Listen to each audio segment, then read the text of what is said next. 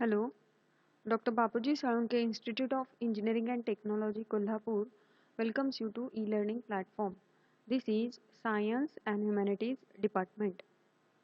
In the today's session, we will discuss the course Basic Science Chemistry and the chapter number 2 Metal Corrosion, its prevention and electrochemistry. Now we will discuss about the application of electrolysis.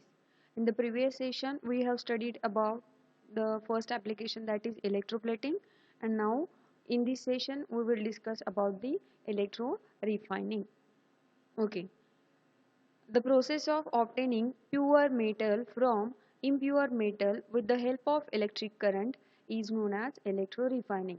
म्हणजे काय आहे तर नेचरमध्ये आपल्याकडं वेगवेगळे metals available असतात. तर काही मेटल्समध्ये जर इम्प्युरिटी प्रेझेंट असतील तर त्या इम्प्युरिटीज रिमूव्ह करण्यासाठी आपण काय करतो, त्या मेटलचं प्युरिफिकेशन करतो. ओके.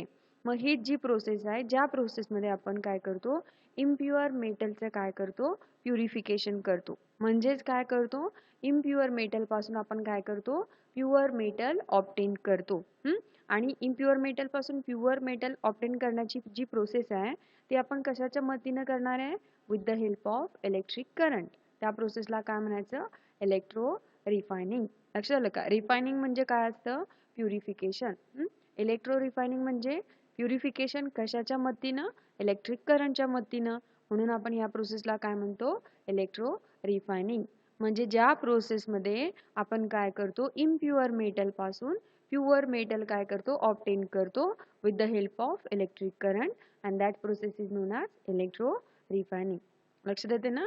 म्हणजेच काय म्हणलं आपण, the process of obtaining pure metal from impure metal with the help of electric current is non as electro refining. त्या प्रोसेसला काय म्हणायचं आहे, इलेक्ट्रो रिफायनिंग. बघा, for example refining of blister copper can B carried out by this method.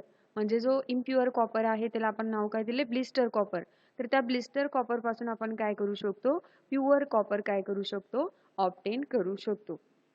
बघा, blister copper consist of 3 to 5% impurities of sulphur, arsenic, zinc, nickel, iron etcetera. म्हणजे blister copper जो आहे किंवा इम्प्युअर कॉपर आहे त्याच्यामध्ये generally काय असतं, तर near about 3 to 5% impurities present असतात.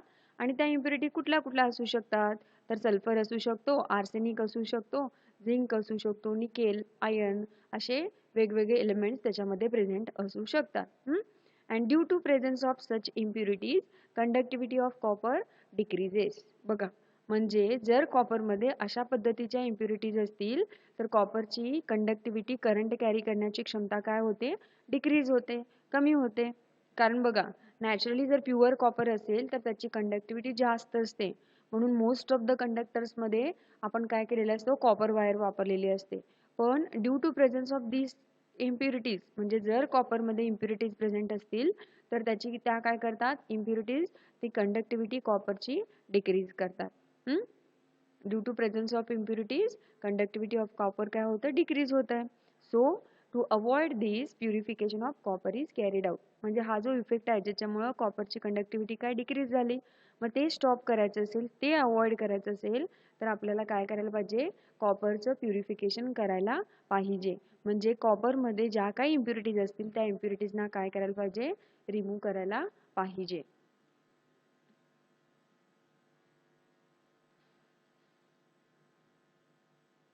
ओके. आता इलेक्ट्रो रिफायनिंग कसं करायचं बघा, प्रोसेस काय आहे.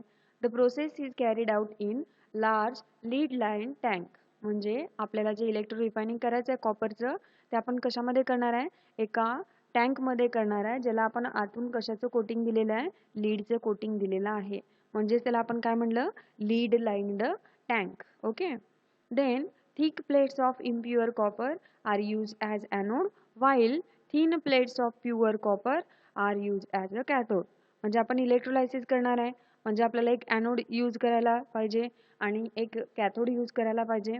मग आपण काय केलं, इथं जो इम्प्युअर कॉपर आहे त्याला कशाच्या फॉर्ममध्ये घेतले, थिक प्लेट्स, म्हणजे जाड अशा त्याच्या प्लेट बनवलेत आणि त्या प्लेट्स आपण काय म्हणून वापरलेत, युज्ड ॲज ॲनोड. लक्षात आलं, thick plates of impure copper are use as anode. म्हणजे आपण इम्प्युअर कॉपर ज्याचं रिफायनिंग करायचं आहे, प्युरिफिकेशन करायचं आहे, त्या कॉपरचं आपण काय बनवले, थिक प्लेट्स बनवले आणि त्याला आपण काय म्हणून वापरले, ॲनोड म्हणून वापरले. While thin plates of pure copper are use as cathode. आणि थिन अशा एकदम बारीक अशा प्लेट्स आपण प्युअर कॉपरच्या काय म्हणून वापरले, कॅथोड म्हणून वापरलेले आहेत. म्हणजे इन जनरल आपण काय करायचं आहे, ज्या मेटलचं प्युरिफिकेशन करायचं आहे असा इम्प्युअर मेटलला ॲनोड म्हणून वापरायचं आणि त्याच मेटलची प्युअर प्लेट काय करायची, कॅथोड म्हणून वापरायची. Okay. There is alternate arrangement of cathodes and anodes dipped in aqueous solution of 50% copper sulphate and 5% sulphuric acid. म्हणजे काय केलंय, there is alternate arrangement of म्हणजे कॅथोड आणि ॲनोडची अरेंजमेंट कशी केले, अल्टरनेट केले. म्हणजे याच्यापूर्वी आपण एकच कॅथोड आणि एकच ॲनोड वापरत होतो, तर इथं तुम्ही काय करू शकता, एकापेक्षा जास्त कॅथोड्स आणि एकापेक्षा जास्त ॲनोड्स वापरू शकता. फक्त त्यांची अरेंजमेंट कशी आहे, इथं अल्टरनेट अरेंजमेंट आहे. आणि हे कॅथोड आणि ॲनोड आपण कशामध्ये डीप केलेत, तर आपण जो इलेक्ट्रोलाइट घेतलाय, कोण आहे तो electrolyte, aqueous solution of 15% copper sulphate and 5% H2SO4. म्हणजे या दोघांचं मिक्सचर आपण काय केलंय, तिथं इलेक्ट्रोलाइट म्हणून वापरलेलं आहे. आता ही डायग्राम दिसते बघा तुम्हाला. ह्या डायग्राम मध्ये हा जो टँक आहे तो कुठला आहे, लीड लाइन्ड टँक आहे.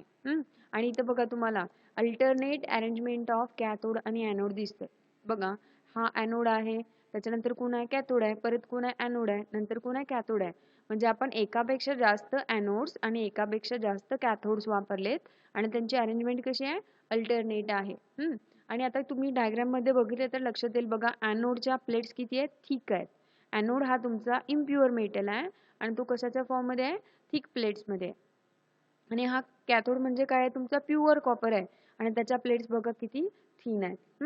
आणि हे इलेक्ट्रोड्स आपण कशामध्ये डीप केले, 15% कॉपर सल्फेट आणि 5 to 10% सल्फ्युरिक ऍसिड मध्ये डीप केले. आता हीच अरेंजमेंट तुम्ही अशा पद्धतीने पण दाखवू शकता. हा इम्प्युअर कॉपर आहे, हा प्युअर कॉपर आहे, त्याला आपण इलेक्ट्रोलाइट मध्ये डीप केलंय. ओके. आता आपण रिॲक्शन्स काय काय होतात बघूया. When electric current is pass, anode dissolves producing ions. बघा ॲनोड काय होतोय, डिझॉल्व्ह होतोय.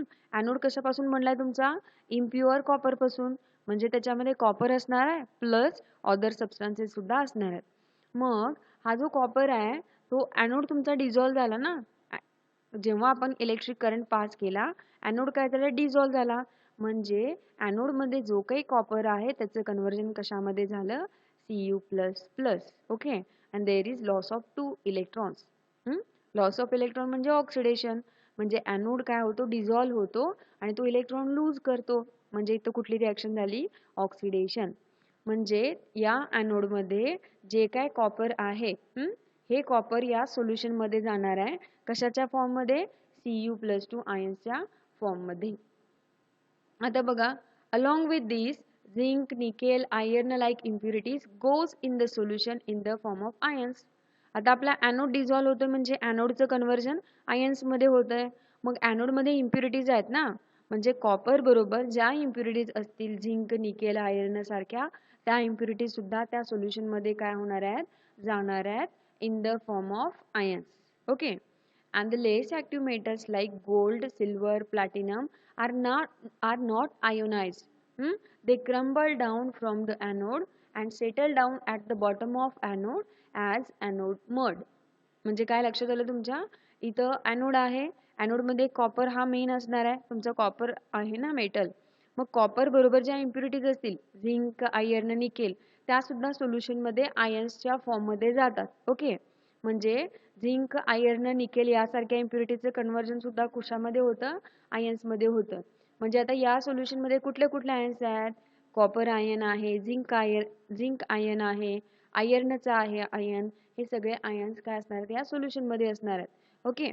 आणि जर या ॲनोड मध्ये गोल्ड, सिल्वर, प्लॅटिनम सारख्या इम्प्युरिटीज असतील तर त्या इम्प्युरिटीज काय होत नाही, त्यांचं आयन्स मध्ये कन्व्हर्जन होत नाही, तर त्या ॲज इट इज या ॲनोडच्या बॉटमला सेटल होतात. गोल्ड, सिल्वर, प्लॅटिनम त्यांचं आयोनायझेशन होत नाही. मग ॲनोड डिझॉल्व्ह झाल्यानंतर त्या इम्प्युरिटीज या ॲनोडच्या बॉटमला, ॲनोडच्या खाली काय होतात, सेटल होतात आणि त्यांनाच काय म्हणलं आपण, ॲनोड मड. ओके. म्हणजे गोल्ड, सिल्वर, प्लॅटिनम यासारख्या इम्प्युरिटीज इथं सेटल झाल्या आणि झिंक, आयर्न, निकेल सारख्या इम्प्युरिटीज या सोल्युशन मध्ये आयन्सच्या फॉर्म मध्ये असणार आहेत. ओके. मग काय करायचंय आपल्याला बघा पुढे काय म्हणलंय. At proper voltage only Cu+2 ions move towards the cathode and accept the electrons from cathode and get deposited at cathode. म्हणजे काय होते बघा, आता इथं कॉपर एकटाच आयन आहे का? नाहीये. कॉपर बरोबर झिंक असेल, आयर्न असेल, निकेल असेल, असे सगळे आयन्स आहेत. मग आपल्याला यांच्यापैकी कुठले आयन इथं कॅथोड वरती पाहिजेत? म्हणजे डिपॉझिशन कुठल्या आयनचं पाहिजे? कॉपरचं. कारण आपल्याला काय करायचं, प्युअर कॉपर ऑब्टेन करायचं आहे. म्हणजे या सोल्युशन मधले फक्त कॉपर आयन्सच कॅथोडकडे मूव्ह झाले पाहिजेत आणि ते तिथं डिपॉझिट झाले पाहिजेत. म्हणून आपण इथं काय करणार आहे, एक प्रॉपर व्होल्टेज मेंटेन करणार आहे. मग त्या व्होल्टेजला फक्त कुठले आयन्स मूव्ह होतील? कॉपर आयन्स मूव्ह होतील आणि बाकीचे सगळे आयन्स काय होणार इथं? डिपॉझिट बाकीचे सगळे आयन्स काय होणार इथं? ॲज इट इज या सोल्युशन मध्ये राहतील इथं. आणि कॉपर आयन्स फक्त काय होणार? डिपॉझिट होणार. बघा तेच म्हणलं इथं, at proper voltage only Cu+2 ions move towards the cathode and accept the electrons from cathode and get deposited at cathode. म्हणजे प्रॉपर व्होल्टेज मेंटेन केल्यामुळं फक्त Cu+2 आयन्स कुणाकडे मूव्ह होतील? तर त्या कॅथोडकडे मूव्ह होतील. तिथे ते इलेक्ट्रॉन्स गेन करतील आणि तिथे काय होणार आहे? सॉलिड कॉपर डिपॉझिट होणार आहे. म्हणजे लक्षात आलं, ह्या ॲनोड मधला फक्त कॉपर काय झालाय? कॅथोड वरती डिपॉझिट झालाय. म्हणजेच काय, आपण ॲनोड मधले कॉपर आयन्सना काय केलं? प्युअर कॉपरला काय केलं? सेपरेट केलं. By this process 99.99% pure copper can be obtain. म्हणजे या प्रोसेसनं आपण काय करू शकतो? 99.99% कॉपर काय करू शकतो? प्युअर फॉर्म मध्ये ऑब्टेन करू शकतो. ही प्रोसेस थोडीशी कॉस्टली आहे, पण या प्रोसेसमध्ये आपल्याला ॲनोड मडच्या बॉटमला काय मिळतं बघा, म्हणजे ॲनोडच्या बॉटमला काय मिळतं? Anode mud. आणि त्याच्यामध्ये कोण आहे? गोल्ड, सिल्वर आणि प्लॅटिनम सारखे precious metal as a impurities present आहेत. म्हणजे या प्रोसेसची कॉस्ट ते ॲनोड मडमध्ये ज्या काही इम्प्युरिटीज आहेत त्या इम्प्युरिटीजमुळं ती ओव्हरकम होते. लक्षात आलं? म्हणजे आजच्या प्रोसेसमध्ये आपण काय डिस्कस केलं? तर इम्प्युअर मेटल पासून प्युअर मेटल कसा ऑब्टेन करायचा, आणि त्या प्रोसेसला आपण काय म्हणलं? Electro refining. Okay, thank you.